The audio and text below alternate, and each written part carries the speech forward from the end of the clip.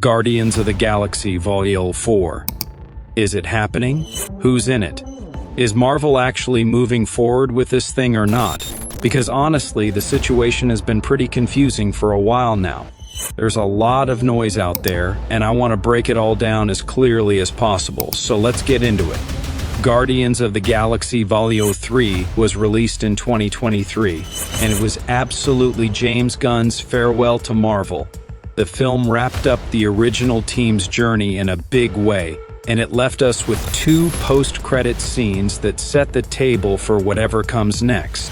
The mid-credits scene in particular is important. It showed us Rocket leading a fresh Guardians lineup, with an even larger group: Kraglin, Adam Warlock, Cosmo the Space Dog, and Phyla. That is clearly Marvel saying this story isn't completely over. And then the very end of the credits gave us the legendary Star-Lord will return. So right there, Marvel is teasing continuation. The question is, what form does that actually take? And more importantly, when? And look, this isn't the first time Marvel has expanded a franchise beyond what anyone originally planned. Thor was supposed to be a trilogy.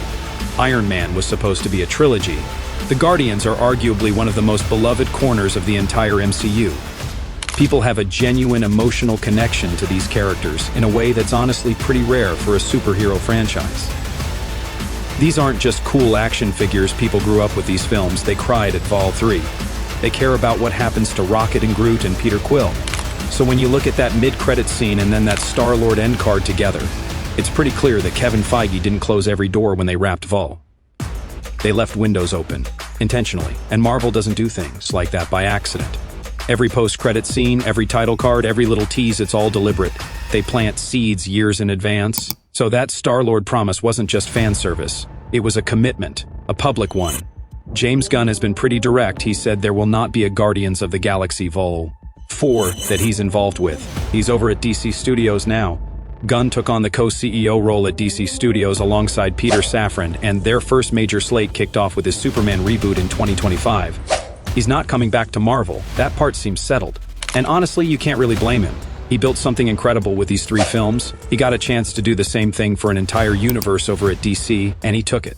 That's just smart career logic. What he created with the Guardians trilogy genuinely changed what people thought a Marvel movie could be emotionally. The first film came out of nowhere in 2014, and nobody expected it to land the way it did. By the time Vol. 3 came around, people were walking out of cinemas in tears. That's a remarkable arc for a franchise that most people outside of comic book circles had never even heard of before the first trailer dropped. But Gunn doesn't own the characters. Marvel Studios does. And the $850 million that Vol. 3 pulled in at the box office is a very convincing argument for Disney to go back to that well eventually. So just because Gunn is gone doesn't mean Guardians is gone. It just means whoever takes this forward would have to do it without the guy who built the whole franchise from scratch, which is a massive challenge, but not an impossible one. Back at Emerald City Comic-Con in March 2026, Michael Rooker, Sean Gunn, and Pom Klementieff were all together and the topic of Vol. 4 came up. Klementieff said flat out that a 4th film was never part of the plan. It was always conceived as a trilogy. But she did leave the door open, saying the characters could still appear in another film, pointing to a big universe-bending crossover as a possibility. And that crossover angle might actually be the most realistic path forward, rather than a straight standalone Vol. 4. Think about it, Marvel could reintroduce the new Guardians lineup inside an Avengers-level event first, let audiences reconnect with those characters, and then build toward a standalone from there. That's a much safer bet than just dropping a Vol. 4 cold with a brand new director and hoping people show up. Marvel has done this before, and it works every single time. Now the cast. Dave Bautista and Zoe Saldana have both been very open about being done. They've both said Marvel should either recast those roles or move on from Drax and Gamora entirely. Those characters got their closure. Their stories feel finished. And I think most fans actually respect that. Nobody wants to see a version of Drax that feels forced just to fill a seat. Bautista in particular has been incredibly candid about this. He's said multiple times that he gave everything he had to that character, and Vol. 3 was the right ending. You have to respect someone who knows when a chapter is closed. The most likely returning faces would be Bradley Cooper and Vin Diesel as Rocket and Groot, along with the rest of the new team from that mid-credits scene. So Will Poulter as Adam Warlock, James Gunn as Kraglin, Maria Bakalova as Cosmo, and Kai Zen as Phyla. There's a lot you could do with that lineup. Adam Warlock alone is one of the most powerful characters in all of Marvel Comics, and they've barely scratched the surface of what he can do.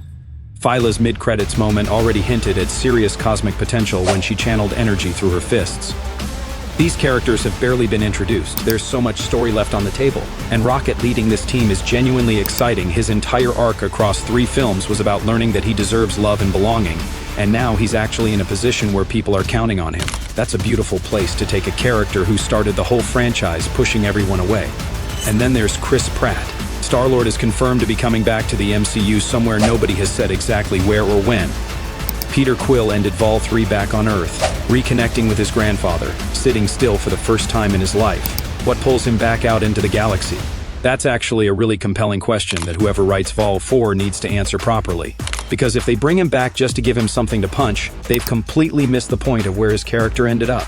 Peter Quill's story has always been about belonging, and that next chapter deserves to be told with real care.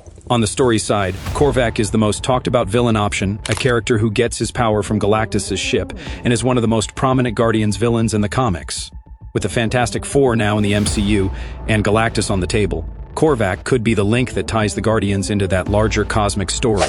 There's also Nova in development at Marvel, and Richard Rider has strong ties to the Guardians. The Nova Corps has been most prominently featured in their films so far. Nova has been one of the most requested Marvel characters for years. If they finally bring him in properly and tie him into the Guardians world, that's a massive deal for this franchise going forward.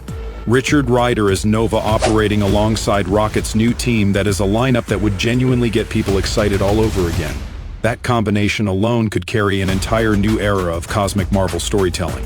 As for a timeline, there's no official release date because there's no official announcement. The best case scenario realistically is spring 2027 at the absolute earliest, placing it in Phase 7 after Avengers. Secret Wars opens up a new chapter for the MCU.